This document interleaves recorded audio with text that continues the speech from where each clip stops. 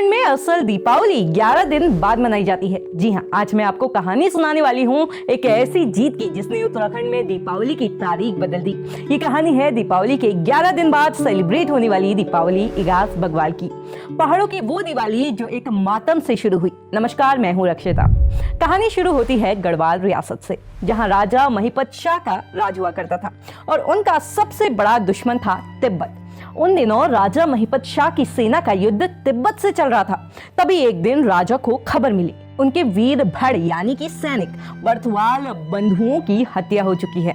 तब राजा महिपत शाह ने अपने सबसे भरोसेमंद सेनापति माधो सिंह भंडारी को तिब्बत भेजा और हुक्म दिया कि माधो, दीपावली से पहले युद्ध जीतकर सेना के साथ श्रीनगर लौट आना। राजा आज्ञा मिलने के बाद माधो सिंह अपनी सेना लेकर निकल पड़े तिब्बत की ओर। तिब्बत की सेना और माधो सिंह के बीच घमासान युद्ध हुआ और हमेशा की तरह गढ़वाल का ये वीर भड़ माधो सिंह भंडारी युद्ध जीत गया। लेकिन जीत के बाद ना तो माधो सिंह खुद गढ़वाल पहुंचे, ना ही उनकी जीतने की खबर। दिन बीतते गए और दीपावली का दिन भी आ गया, पर माधो सिंह की कोई खबर नहीं आई।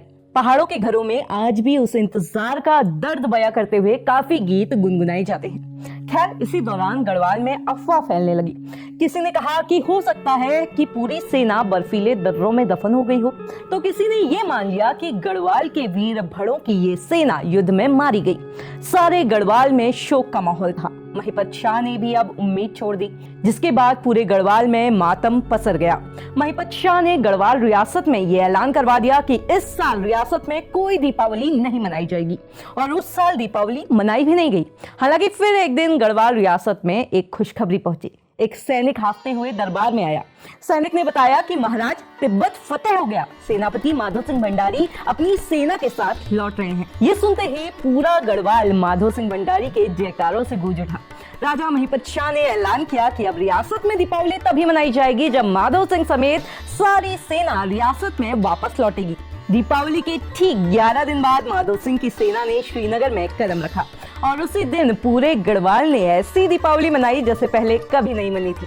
कहते हैं कि यहीं से इगास बग्वाल की शुरुआत हुई और ये हमारी पहचान बन गया।